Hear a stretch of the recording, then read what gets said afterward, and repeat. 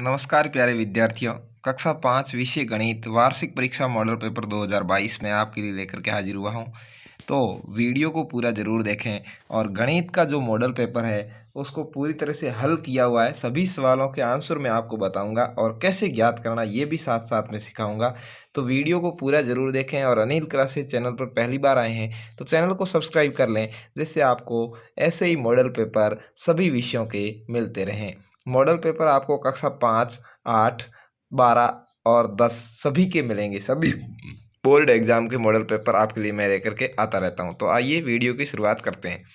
पहली चीज़ आपके आती है जो परीक्षा में कक्षा 5वीं के, वो आती है आकृति और स्थान की समझ की। सवाल है, नीचे दी गई घड़ी में सुइयों के बीच बनने वाले कोण के प्रकार का नाम लिखना है। आपको पता है कि इस तरह से 3 कोण बनते हैं, एक न्यून कोण, दूसरा समकोण, तीसरा अधिक कोण। तो ये इस तरह से एक घड़ी की जो सुई है वो 12 पे है, दूसरी 4 पे है। तो इस तरह का कोण बना हुआ है और ऐसा कोण बनता है जो 90 डिग्री से ज़्यादा है, इसलिए इसको अधिक कोण कहेंगे। ठीक है, तो पहले का सवाल का आंसर हो जाएगा अधिक कोण। दूसरा है, नीचे दिए गए कोणों को चांदे की सहायता से मापना है। ऐसा सवाल आपके एग्जाम में आता है तो आपको क्या करना है, अपने पास में आपके पास में चांदा होगा जो इस तरह से बना हुआ होगा, ठीक है ना, और इसके बीच में एक इस तरह से सिने होगा और इधर ऐसे 90 डिग्री लिखा हुआ होगा ऊपर, और उसके अलावा यहाँ पर सारी डिग्रियाँ लिखी हुई होगी, इधर भी और इधर भी दोनों तरफ। तो आपको मापते समय क्या करना है, चांदे का जो ये बीच में नीचे जो एक सिने दिया हुआ है उसको यहाँ पर रखना है, ठीक है ना। ये जो बीच में इनका सिना है ना, यहाँ पर आपको चांदा टिका करके इसको मापना है। तो मापेंगे और इधर वाली सीधी जो लाइन है वो इसके ऊपर सीधी रखनी है। तो जैसे ही ऊपर वाली लाइन की तरफ इधर देखेंगे आपको यहाँ पर 90 लिखा हुआ नज़र आएगा, और ये लाइन यदि 90 पे है तो इसका मतलब ये 90 डिग्री का कोण हो जाएगा, ठीक है ना। तो इस तरह से इसको भी मापेंगे। तो इस तरह से यहाँ पर सीधा ये चांदा ऐसे रखना है, और इधर से आप देखेंगे तो ऊपर इधर 2 कोण आपको लिखे हुए दिखाई देंगे। एक लिखा हुआ दिखाई देगा 60 डिग्री, एक लिखा हुआ देगा 120 डिग्री। यानी 120 डिग्री यदि अपन इधर से मापते तो आता, लेकिन इधर से माप रहे हैं 60 डिग्री है, इसलिए 60 डिग्री इसका आंसर हो जाएगा, ठीक है ना। ऐसे ही तीसरे का आंसर है वो इधर चांदे को रखेंगे तो इधर का जो माप है वो 110 डिग्री आएगा। यानी इसमें माप अलग भी आ सकता है, वो आपके चांदे पे निर्भर करता है और आकृति पे निर्भर करता है। यदि ऐसा ही सवाल आता है तो आंसर यही रहेंगे, नहीं तो आप चांदा रख के ज्ञात कर सकते हैं। अगला सवाल है संख्या ज्ञान की समझ। नीचे दिए गए चित्र में छायांकित भाग का रूप लिखिए। आपको पूछा है इसका छायांकित भाग, ये 3 है जिनमें कलर कर रखा है और 3 खाली है। तो जितने छायांकित भाग है उसको ऊपर रखना है और कुल भाग है उसको नीचे रखना है। कुल भाग 1, 2, 3, 4, 5, 6।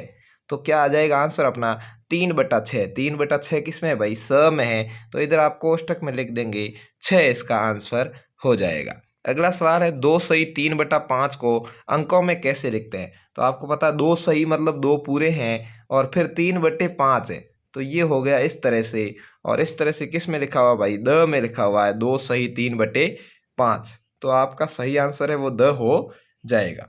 अगला सवाल है अंक 8, 5, 2, 0, 1 से बनने वाली 5 अंकों की सबसे छोटी और सबसे बड़ी संख्या लिखिए। इस तरह का सवाल आपके परीक्षा में आता है तो आपको एक विशेष बात ध्यान रखनी, एक चीज पूछिए सबसे छोटी संख्या, एक पूछिए सबसे बड़ी संख्या। छोटी संख्या वाले में यदि इस संख्याओं में 0 है तो 0 को पहले नंबर पे नहीं रखें। 0 का नंबर हमेशा कौन सा होगा, दूसरा होगा, ये ध्यान रखना है। पहले 0 से बड़ी संख्या कौन सी है, तो 0 से बड़ी 1 है, तो छोटी संख्या में 1 को पहले रख दिया, फिर 0 को रखा, फिर आगे बढ़ते संख्याओं 2, 5 और 8 रख दिया। इस तरह से ये बन गई 10,258। 0 को पहले नंबर पे इसलिए नहीं रखते हैं क्योंकि यदि वो पहले नंबर पे रहेगा तो 0 का जो स्थानीय मान है उसकी वैल्यू घट जाएगी, इसलिए इसको दूसरे नंबर पे ही रखना है। यदि 0 है तो आप उसको दूसरे नंबर पे ही रखेंगे, सबसे छोटी संख्या लिख रहे हैं तब। सबसे बड़ी संख्या बिल्कुल आसान है, सबसे बड़ा अंक पहले, उसके बाद उससे छोटा 5, उसके बाद उससे छोटा 2, फिर 1 और फिर 0। इस तरह से बड़ी संख्या बन जाएगी 85,210। कई बार आपको इन दोनों का अंतर भी पूछा जाता है तो आपको ये बड़ी संख्या में से छोटी संख्या घटा रहनी है, ठीक है ना। अंतर पूछे तो, अभी इसमें नहीं पूछा है। चलिए अगले सवाल की ओर बढ़ते हैं। अगला सवाल है नीचे दिए गए कथनों के सही या गलत होने को जांच करके उसके सामने दिए गए बॉक्स में सही या गलत आपको भरना है। पहला लिखा हुआ है 48,502 को अंकों में भी लिखा हुआ है 48,502, तो बिल्कुल ये सही है, तो आपको कोष्टक में लिख देना सही है। दूसरा लिखा हुआ विस्तारित रूप 10,870 और 3, 10,870 और 3 होते हैं 73, ऐसे लिखा हुआ होना चाहिए था, लेकिन इसने लिख दिया आगे 1,873, तो ये गलत हो गया, इसलिए आपको इसको गलत लिख देना। ऐसे लिखा हुआ होता तो सही होता। अगला है संख्या 40,009 को शब्दों में 4,009 पढ़ते हैं। ये तो लिखी हुई है 40,009, आप देखिए इकाई, दाही, सैकड़ा, हजार, 10,000, यानी 40,009 है, जबकि इसमें 4,009 ही लिखा हुआ है, इसका मतलब यह भी गलत है, तो इसको भी आप गलत लिख देंगे। अगला है संख्या 73,208 में अंक 2 का स्थानीय मान 200 है। बिल्कुल सही है, 2 तीसरे नंबर पे हैं, सैकड़ा के स्थान पे हैं, तो जिस स्थान पे अंक हो उसके पीछे जितनी संख्याएं हैं उतने जीरो लगा देने हैं। 2 के पीछे 2 संख्याएं थी, इसलिए 2 जीरो लगा दिया। 2 का स्थानीय मान क्या हो गया? 200, तो ये आपका बिल्कुल सही है। इसी सवाल के अंदर यदि मान लो आपको पूछ लेते कि 7 का स्थानीय मान क्या है, तो आपको क्या करना था, 7 के पीछे 4 अंक है, तो 7 के पीछे 4 जीरो लगा दीजिए, ये हो गया 7 का स्थानीय मान 70,000। इस तरह से आप स्थानीय मान आसानी से निकाल सकते हैं, और इस तरह के जो सवाल आएंगे उसमें सही गलत आपको लिखना है। अगला है विस्तारित निम्नलिखित भिन्नों की 3-3 तुल्य भिन्न लिखनी है। तुल्य भिन्ना बहुत ही आसान है। तुल्य भिन्न के अंदर आपको कुछ नहीं करना है, सिर्फ और सिर्फ पहाड़ा लिखना है। ध्यान ये रखना है, जैसे 2/3 लिखा हुआ है, तो ऊपर 2 का पहाड़ा लिखेंगे, नीचे 3 का पहाड़ा लिखेंगे। जैसे 2 का लिख दिया 2 दूने 4, तो 3 का लिख दिया 3 दूने 6। 2 का लिख दिया 2 तिये 6, तो 3 का लिख दिया 3 तिये 9। 2 का लिख दिया 2 चौके 8, तो 3 का भी लिखना है 3 चौके 12। ठीक है ना, इस तरह से तुल्य भिन्न बनती है, बहुत ही आसान है। 1/7 की देखिए, 1 का 2 दूनी 1 दूनी 2 और 7 दूनी 14, 1 तिया 3 और 7 त्री 21, 1 चौके 4, तो 7 चौके 28। इस तरह से आपकी तुल्य भिन्न बन जाएगी। ठीक है, अगला है संक्रियाओं की समझ, यानी जोड़, बाकी, गुणा, भाग। तो देखिए 8वां सवाल बहुत ही आसान है। छूटे हुए अंकों को लिखिए। यहाँ 9 लिखा हुआ था और यहाँ कोष्ठक खाली है, यहाँ 4 लिखा हुआ है, तो आपको पता है कि जब 9 के अंदर कितने जोड़ें कि 4 आ जाए। 4 का मतलब है, सीधी सी बात है, 10 से ज़्यादा आया मतलब असल लगी है, तो इसका मतलब 14 है। ठीक है ना, कितने? 14। तो 9 के अंदर क्या जोड़े कि 14 आ जाए, तो आप 9 से आगे गिन दीजिए, 10, 11, 12, 13, 14। 5 जोड़ने पर 14 आएंगे, तो ये 5 जोड़ दिए, 9 और 5 14 का चौका, हासिल की क्या लग गई भाई? 1 लग गई। अब 2 3 5 और 1 हासिल वाली, तो इस कोष्ठक में क्या आ जाएगा? 6 आ जाएगा। इस तरह से बहुत ही आसान सवाल आपके एक जोड़ का आता है, इसको आप कर सकते हैं। ये आपके 2 नंबर का सवाल है।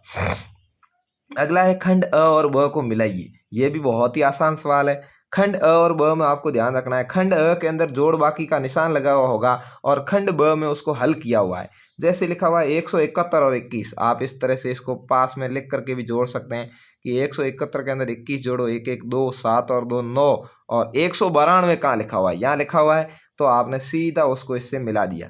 ठीक है ना, इस तरह से ही वहाँ मिलाना है। 165 माइनस 30, तो 165 में से 30 घटा लीजिए। ठीक है ना, 5 में से 0 गया, पीछे रहा 5, 6 में से 3 गया, पीछे रहा 3। 135 कहाँ लिखा हुआ है? तो सीधा 135 यहाँ लिखा हुआ है, इसलिए इसको मिला दिया। ठीक है ना, इस तरह से आसानी से आप हल कर लेंगे। 2086 माइनस 6, यानी 2086 में से 6 आपको घटाना है। ठीक है ना, तो 6 में 6 गया, पीछे रहा 0, 8 के 8, 0 के 0, 2080 कहाँ आया हुआ है? तो ये पड़ा 2080, सीधा आपका आंसर हो जाएगा, ज़्यादा समय नहीं लगेगा। अगला है 19 प्लस 113, तो 19 को 113 में जोड़ लीजिए। ठीक है, 9 और 3 12 का 2 हासिल की 1, 1 1 1 3 हो गए। 132 कहाँ आया हुआ है? तो ये 132 रहा, इसलिए इससे मिल जाएगा। इस तरह से आपको जोड़ और बाकी साइड में रफ पर करके और मिलान करना है, जिससे आपके सवालों के आंसर सही के सही हो। अगला है हल कीजिए, ये भी आसान, जोड़ बाकी है। ठीक है, आप कर लेंगे। 5 3 8 हो गए, 2 6 8 हो गए, 3 और 9 12 का 2 हासिल की 1 लग गई, 7 और 1 8 और 1 हासिल 9 हो गई, 9,288 आ गए। ये बाकी है, 5 में से 1 गया, पीछे रह गए 4, 2 में से 8 नहीं जाते हैं, यहाँ से उधार लेंगे तो यहाँ पीछे 2 ही रहेंगे, यहाँ हो जाएंगे 12, और 12 में से 8 के पीछे रहे 4, इधर 2 है तो 5 नहीं जाएगा, यहाँ से उधार लेंगे, इसमें रह गए 6, इधर हो गए 12, 12 में से 5 गए, पीछे रह गए 7, और 6 में 6 गए, पीछे रह गया 0। तो इस तरह से आसान ये जोड़ और बाकी के सवाल भी आपके 4 नंबर के आते हैं। आगे बढ़ते हैं। अगला है आधार 10 पर सूत्र निखिलम द्वारा 11 गुणा 16 का मान ज्ञात कीजिए। वैसे ये प्रश्नावली आपके हट गई है, एक सवाल कोई भूलवंश शामिल हो गया था, इसलिए ये सवाल आपके एग्जाम में नहीं आएगा। आता है तो आपको दिखाया गया है, इस तरह से आप कर सकते हैं, लेकिन आएगा नहीं, इस साल हट गई है। वह सबसे बड़ी संख्या ज्ञात कीजिए जिसका 15, 45 और 60 तीनों में पूरा पूरा भाग जाता है। यानी जब तीनों के अंदर ही कोई दो संख्याओं में या तीन संख्याओं में या चार संख्याओं में पीछे आ जाता है तो आपको समझ लेना है कि वो मसब पूछ रहे हैं, SCF पूछ रहे हैं, और का आता है तो LCM पूछ रहे हैं। ये ध्यान रखना है। 15, 45, 60 तीनों में पूरा पूरा भाग, यानी इन तीनों में देना है तो में से मच्छप है, और यदि आ जाए 15, 45, 60 का पूछ ले तो लसप होगा। ये ध्यान रखना, ठीक है ना। तो अब इसका मच्छप अपने ज्ञात करना है तो अपन लिख दिया 15, 45, 60। मच्छप ऐसे ज्ञात करते हैं, देखिए इस तरह से बना दिया, और फिर 3 का भाग सबसे पहले जाएगा, क्योंकि सभी संख्याओं के अंदर भाग जाए। मत्सब का नियम है कि सभी संख्याओं में भाग जाए, उस अभाज्य संख्या का भाग देना है। 2 का भाग देते 15 में नहीं जाता, 45 में नहीं जाता, केवल 60 में जाता, इसलिए 2 का भाग नहीं देना। लत्सप में 2 से शुरू करना है, ठीक है ना, ये ध्यान रखना है। तो मत्सप में 3 का सबसे पहले जा रहा है, 3 का 15 में दिया 5 बार, 45 में दिया 3 का 15 बार, 60 में दिया 20 बार, 5 का भाग दिया, फिर 3 का भी नहीं जा रहा, 5 में नहीं जा रहा, इसलिए 20 में भी नहीं जा रहा, इसलिए 5 का दे देंगे। 5 का दिया 5 में 1 बार, 15 में दिया 3 बार, 20 में दिया 4 बार। अब ऐसी कोई संख्या नहीं है एक को छोड़ के जिसका इसमें भाग जाए, इसलिए यहाँ से क्लियर हो गया।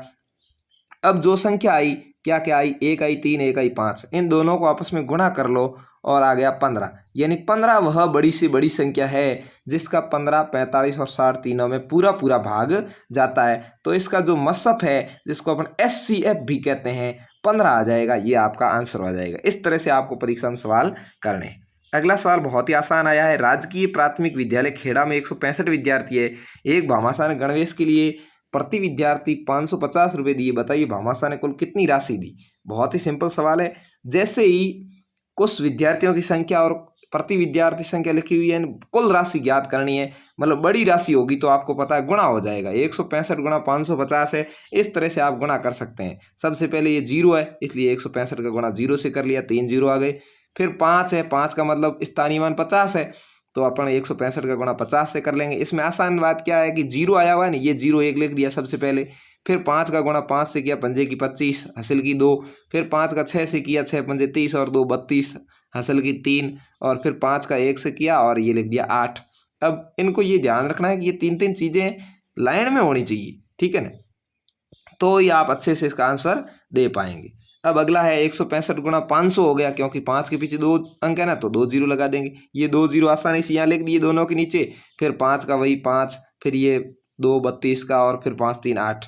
अब इनको जोड़ लेना। ये 3 0 जुड़ गए, ये 0 5 हो गए, ये 0 2 और 5 या 7 हो गए, ठीक है। ये 8 और 2 10 का 0 हासिल की 1 लग गई, और 8 1 9 हो गया, ठीक है ना। तो इस तरह से 90,750 रुपये हो जाएंगे। आप ऐसे भी लिख सकते हैं आगे कि भामाशाह ने विद्यालय में कुल 90,750 रुपये की राशि दी, तो आप बहुत ही अच्छे से नंबर प्राप्त कर पाएंगे। महेश के पास 345 टॉफियाँ हैं। इन टॉफियों में 16 साथियों को बराबर बराबर बांटनी है। किसी कुल चीज़ें दी हुई हो और कुछ जनों को उसमें वितरित करनी हो, तो आपको पता चल जाना चाहिए कि उसमें अपने को भाग करना पड़ेगा। तो 345 के अंदर 16 का भाग दे दिया। फिर पूछा है कितनी ट्रॉफियाँ मिलेगी और कितनी ट्रॉफियाँ शेष रहेगी, तो शेष रहेगी वो भी बता देंगे, और दोनों इसमें आ जाएगी। 16 का भाग दिया, सबसे पहले 3 संख्या है तो 3 में नहीं जा रहा, इसलिए 34 में भाग देंगे। किस में देंगे? 34 में। 34 में भाग दिया, 2 बार गया, कितना आए 16 दूने 32, तो 34 में से 32 घट गए, पीछे रह गए 2। फिर 5 को नीचे उतार लिया, उसके पीछे हो गई 25। 16 का भाग 25 में एक बार ही गया, तो माइनस कर लो 16, और पीछे रह गए 9। तो कुल 21 है, प्रत्येक को 21 ट्रॉफियाँ मिलेगी, और ये यहाँ पर जो शेष फल है इसमें 9 ट्रॉफी शेष बचेगी, ठीक है। चलिए आगे बढ़ते हैं। आगे है मापन संबंधित सवाल। इसमें आपको सत्य और असत्य कथनों की पहचानना है और राइट का निशान लगाना है, कौन सा सत्य कौन सा असत्य। मिनट को सेकंड में बदलने के लिए 60 का भाग देते हैं, बिल्कुल ही असत्य है, क्योंकि मिनट को सेकंड में बदलना है मतलब ज़्यादा करना, और ज़्यादा करने के लिए गुणा किया जाता है, न कि भाग दिया जाता है। क्योंकि 1 मिनट है, सेकंड में बदलना है, तो 1 मिनट में कितने सेकंड होते हैं? 60 होते हैं, तो 60 से गुणा करना पड़ेगा, इसलिए ये असत्य हो गया। असत्य पे आपको ऐसे राइट का चिन्ह लगा देना है। 1 घंटे में 3600 सेकंड होते हैं, बिल्कुल ही सत्य है। कैसे पता लगेगा? 1 घंटे के अंदर कितनी मिनट हो गई? 60 मिनट। तो 60 मिनट और 1 मिनट में कितनी सेकंड हो गई 60। तो 60 का गुणा 60 से करेंगे तो 0 और 0 ये 2 0 हो गए और छगमग 36 हो गई, यानी 3600 सेकंड आ गई। ठीक है ना, ये तथ्य आप याद भी रख सकते हैं आराम से। तो ये 3600 सेकंड वाला सत्य हो जाएगा। घड़ी की मिनट की सुई जितने समय में 60 छोटे भाग चलती है उतने समय में 1 घंटे की सुई एक बड़े भाग की दूरी तय करती है। ये भी बिल्कुल ही सत्य है, क्योंकि जब घड़ी की मिनट की सुई है वो पूरा चक्कर लगाती है तो घंटा है वो कितना होता है भाई, 1 घंटा हो जाता है। ठीक है ना, कितना हो जाता है, 1 घंटा हो जाता है। तो घंटे की सुई है वो एक बड़े भाग को पार करेगी, इसलिए ये सत्य हो गया आपके। एक दिन में 1440 मिनट होते हैं, बिल्कुल ही सत्य बात है। कैसे पता लगेगा कि एक दिन में कितने घंटे होते हैं भाई, 24, रात और दिन साथ में आता है। ठीक है ना, किससे गुणा कर लेंगे, एक घंटे में 60 मिनट से। 24 और 60 को गुणा करने पर आता है 1440। तो एक दिन में 1440 मिनट होते हैं, बिल्कुल ही सत्य है। तो इस तरह से आपको ये चारों सवाल करने। अगला है रिक्त स्थानों की पूर्ति कीजिए, यानी खाली जगह को भरना है। 1 किलोग्राम में कितने ग्राम होते हैं वो लिखना है। तो ये तो आपको याद रखने वाली बात है, 1 किलोग्राम में 1000 ग्राम। 2500 ग्राम से कितने किलोग्राम बनेंगे, तो अपन क्या करेंगे, 2500 के अंदर 1000 का भाग दे देंगे। किसका भाग दे देंगे, 1000 का, जिससे अपने को पता चल जाएगा कि उत्तर क्या है। 1 0 से 1 0 गया, 1 0 से 1 0 गया, 10 का भाग 25 में देना है। जब नीचे 1 0 है तो अपन क्या करेंगे, यहाँ पर दशमलव लगा देंगे, 2.5 अपना उत्तर आ जाएगा। तो 2500 ग्राम से 2.5 किलोग्राम बनेगा, 2.5। 15 किलोमीटर में कितने मीटर होते हैं, 15 किलोमीटर है, 1 किलोमीटर में कितने मीटर होते हैं भाई, 1000। कितने होते हैं, 1000। तो 15 से गुणा कर लो, सीधी सी बात है। 15 को 1 से गुणा किया 15, और फिर पीछे ये 3 0 उतार दो, ये हो गए 15,000 मीटर। ठीक है, तो 15,000 मीटर आ जाएगा। अगला है 100 सेंटीमीटर। तो आपको पता होना चाहिए 1 मीटर में 100 सेंटीमीटर होते हैं, सीधा सा उत्तर है। अगला है मधु ने बुक स्टोर से निम्नलिखित सामग्री खरीदी। 8 पेंसिलें 4 रुपये प्रति पेंसिल की दर से, 5 अभ्यास पुस्तिकाएं 15 रुपये प्रति अभ्यास पुस्तिका की दर से, 4 पेन 10 रुपये प्रति पेन की दर से, 2 कलर बॉक्स 9 रुपये प्रति कलर बॉक्स की दर से खरीदी की उपयुक्त सामग्री का बिल नीचे दिए गए प्रारूप में बनाकर मधु ने कुल कितने रुपये खर्च किए ये बताना है। बिल बनाते समय आपको ये विशेष रूप से मैं बिल दिखा रहा हूँ, पूरा ध्यान से देखिए। सबसे पहले इधर लिखा होगा बिल नंबर, ये आप कोई भी लिख सकते हैं अपने मन से, यदि सवाल में नहीं लिखा हुआ है। नाम और पता, मधु लिख दिया, पता आप कोई भी लिख सकते हैं, गांव का नाम, बुक स्टोर उसका नाम लिखा हुआ आएगा। दिनांक, जिस दिन आपकी गणित की परीक्षा हो उसका तारीख लिख देनी, क्योंकि यदि ऊपर तारीख नहीं लिखी हुई है तो जैसे आपकी परीक्षा 25 अप्रैल को है तो आप लिख सकते हैं 25/4/2022। अब यहाँ क्रम संख्या लगानी, कितनी चीजें खरीदी, तो चीजें अपन को पता है कि 4 खरीदी है, तो अपन क्रम संख्या लगा दी 1 2 3 4, 1 2 3 4। वस्तुओं का नाम यहाँ लिखना है, क्या क्या खरीदी, पेंसिल खरीदी, अभ्यास पुस्तिका खरीदी, पेन खरीदा, कलर बॉक्स खरीदा। दर, दर कहते हैं, ये देखो दर यहाँ पर बताई हुई है, 2 कलर बॉक्स 9 रुपये प्रति कलर बॉक्स की दर से, तो ये दर दी हुई है यहाँ पर। ये सारी दरें आपको लिखनी है। पेंसिल 4 रुपये प्रति पेंसिल की दर से, अभ्यास पुस्तिका 15 रुपये प्रति पेंसिल की दर से, पेन 10 रुपये प्रति पेंसिल की दर से, कलर बॉक्स 9 रुपये प्रति पेंसिल बॉक्स की दर से। अब मात्रा, कितने खरीदे, पेंसिल खरीदी 8, तो 4 और 8 हो गया। अभ्यास पुस्तिकाएं खरीदी 5, तो यहाँ लिख दी। पेन खरीदे 4, तो यहाँ लिख दिए। कलर बॉक्स खरीदे 2, तो यहाँ लिख दिए। अब उसका मूल्य कितना होगा, मूल्य के लिए आपको दर और मात्रा दोनों को गुणा करना, ये ध्यान रखना है। जैसे पेंसिल की दर 4 थी और मात्रा थी 8, तो 4 और 8 को गुणा कर दिया, 32 रुपये लगे कुल। ठीक है, अभ्यास पुस्तिकाएं 15 रुपये की दर से और 5 की मात्रा है, तो दोनों को ही गुणा कर दिया, 15 गुणा 5 75 रुपये लगे। पेन 10 की दर से 4 खरीदे, तो 10 100 के 40 रुपये लगे। कलर बॉक्स 9 की दर से 2 खरीदे, तो 9 दूने 18 रुपये लगे। और उन रुपयों को कुल यहाँ आप जोड़ देंगे तो आपका योग आ जाएगा, वो आ जाएगा 165 रुपये, यानी मधु ने कुल 165 रुपये का खर्चा किया। ठीक है, तो इस तरह से ये आराम से आप बना देंगे। तब है अगला सवाल, अतुल के पास 50 मिलीलीटर, 100 मिलीलीटर, 200 मिलीलीटर, 500 मिलीलीटर के माप है। नीचे दी गई मापों को अतुल किस प्रकार से माप सकता है कि उसको कम से कम बार मापना पड़े। ऐसा सवाल जब भी आपके आता है, कम से कम बार मापना पड़े, तो आपको सबसे बड़ा जो माप है उसको ज़्यादा से ज़्यादा बार लेना है, जब तक आप ले सकते हैं। जैसे यहाँ 2 लीटर 750 मिलीलीटर लिखा हुआ है, तो 500 वाला 2 बार ले लिया, 1 लीटर हो गया। फिर 500 वाला 2 बार ले लिया, 1 लीटर और हो गया, 2 लीटर तो हो गए। अब 750 है, इसका मतलब एक बार 500 और आ जाएगा। अब पीछे कितने रहे, 250, तो 200 वाला आ जाएगा। अब पीछे कितने रहे, 50 रहे, तो 50 वाला आ जाएगा। तो इस तरह से आप इसका माप ले लिया, 2 लीटर 750 मिलीलीटर हो गया। ऐसे ही मान लो ये सवाल है 3 लीटर 800 मिलीलीटर, 500 वाला 2 बार ले लिया 1 लीटर, फिर 500 वाला 2 बार ले लिया 1 लीटर और हो गया, फिर 500 वाला 2 बार ले लिया 1 लीटर और हो गया। कितने लीटर हो गए? 3 लीटर हो गए, ठीक है ना। अब 800 है मतलब 5 वाला एक बार और आ जाएगा, उसके बाद 300 रहे इसका मतलब 200 वाला आ जाएगा, फिर 100 ही रहे तो 100 वाला आ जाएगा। इस तरह से ये 3 लीटर 800 मिलीलीटर हो जाएगा। तो इस तरह से आप इस सवाल को आराम से कर सकते हैं। अब अगला आता है आयत। आपकी प्रश्नावली है आयत और वर्ग और उसका परिमाप से संबंधित है। चित्र में दर्शाए अनुसार एक आयत है, आयत का परिमाप और क्षेत्रफल ज्ञात कीजिए। क्या आप इसकी लंबाई और चौड़ाई किस प्रकार घटा या बढ़ा सकते हैं? इसका परिमाप और क्षेत्रफल समान हो जाए, यदि हाँ तो उसकी माप भी आपको लिखनी है, ठीक है। तो सबसे पहले तो अपने को परिमाप और क्षेत्रफल ज्ञात करना है। परिमाप किसे कहते हैं? देखिए, परिमाप का मतलब है इसके चारों ओर चक्कर लगाना। ये जो बनी हुई है इसके चारों ओर चक्कर लगाना। यदि आपको परिमाप का सूत्र याद रहता है तो इसका सूत्र होता है आयत का परिमाप ज्ञात करने का 2 गुणा लंबाई प्लस चौड़ाई। तो 2 गुणा लंबाई कितनी है भाई? 5 है, और चौड़ाई कितनी है? 3 है। तो 5 और 3 का प्लस कर लिया, 5 3 दोनों को जोड़ लिया 8 हो गए, और 8 को 2 से गुणा किया 16 सेंटीमीटर परिमाप आ गया। कितना आ गया? 16 सेंटीमीटर। यदि इस तरह से नहीं आता तो आप परिमापों को जोड़ भी सकते हैं, कोई प्रॉब्लम नहीं होगी। 5 को जोड़ दो, फिर 3 को जोड़ दो, फिर 5 को जोड़ दो, फिर 3 को जोड़ दो, 5 3 सभी को जोड़ दिया, ये भी 16 सेंटीमीटर। तो आप चाहें तो इस तरीके से कर सकते हैं, आप चाहें तो ऊपर दिए तरीके से भी कर सकते हैं। अब है क्षेत्रफल।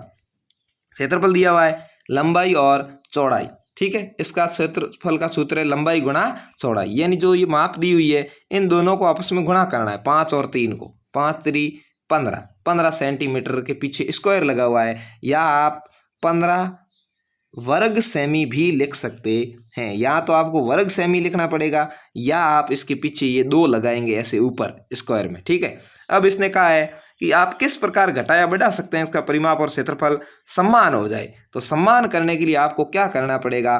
5 वाले को घटा करके 4 कर दो, और 4 वाले को बढ़ा करके भी 4 कर दो, ठीक है ना। ये ऐसे बना दो।